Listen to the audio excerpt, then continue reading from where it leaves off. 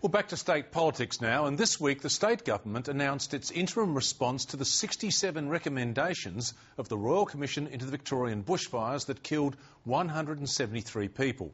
It says it accepts most of them, but will still need to consult more before some of them are implemented. There's also been a reassessment of the stay or go policy. To find out why, earlier today I spoke to Euan Ferguson, who's the head of the CFS and the Bushfire Task Force. Euan Ferguson, thanks for your time. Thanks, Ian. Has the Royal Commission in Victoria changed our stay or go policy? Well, yes, it has. It's reaffirmed the underlying principles of prepare to stay and defend or go early. What it's done, though, is to tailor the advice to ensure that those who stay are really well prepared to stay and also have a fallback plan. And it's also demanding that there be better triggers for people who go. Now, there still seems to be some confusion there, though. What happens if there's a catastrophic fire day, the fire's already started, what should you do then? What the Royal Commission, what the Black Saturday bushfire showed us was that people chose to stay and defend under conditions where their houses were effectively undefendable. So the Royal Commission is saying that for people who choose to stay and defend, that's okay, particularly at the lower end of fire danger indices. When we start getting up into these catastrophic fire danger ratings, they're saying there needs to be a fallback plan, there needs to be a specific shelter or a refuge. All right, well, on those refuges of last resort, where will they be? Well, the Royal Commission is calling for a range of shelters at a household, individual level and also at a community level. The policy that we have thus far in South Australia identifies safer settlements, bushfire safer precincts, which is an area within a settlement which is safe, and also a refuge of last resort. Where will they be? Can you give us an example? Well, we're looking at 150 locations around South Australia. One example would be the Euan Oval. People from CFS have gone in, we've assessed a number of points around the oval, taken into account the fuel loads, estimated what we call the radiant heat flux, how much heat someone will be exposed to for a fire burning under catastrophic conditions, and if it's survivable, then that area has been identified, as Euan Oval has been. Will they all be organised by the fire season?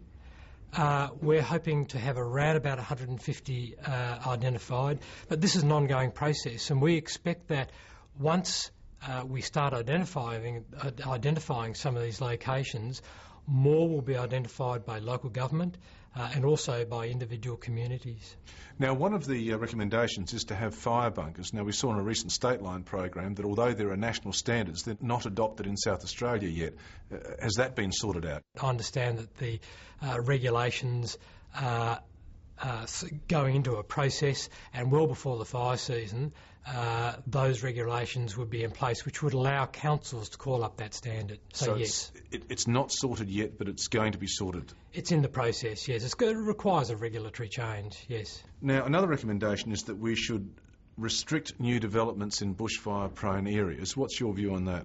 Well, absolutely. I mean, I think for many years CFS has been saying we've got to stop building homes which are in harm's way. The planning... Then why do you say in this report that needs more consultation? Who with? Well, we currently have I think, a very effective framework in South Australia where the Department of Planning and Local Government have identified bushfire-prone areas, and in those areas residential settlements and building design and standards are restricted. So what we're saying is we want to look at some of the underlying words in the Royal Commission. Essentially, we have policies in place to restrict that development, but we want to check it. We want to check it against the 30-year plan for Adelaide. Well, the 30-year plan for Adelaide has big expansions in Gawler and Roseworthy and also the doubling of Mount Barker. Does that worry you?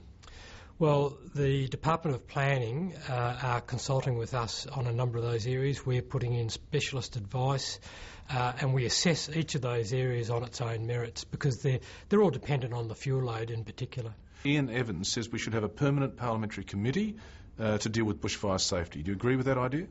Well, again, that's something which will be debated in Parliament. But do you support the idea? Well, we welcome any scrutiny, and we always have done, from Parliament or from the community. Could I just reinforce, though, that recently the Fire and Emergency Services Act changed, and there is a State Bushfire Coordination Committee which was established. That committee has met 3 times so far. We're also in the process of establishing regional bushfire management committees. So there is a new framework, and that involves many different agencies, not just government agencies, but also interest groups and stakeholder groups. So that's a good process which has been put in place in the last 6 to 12 months. The matter of a parliamentary committee is really a matter that the elected members need to discuss the merits of. All right. Thank you very much. Thanks, Ian.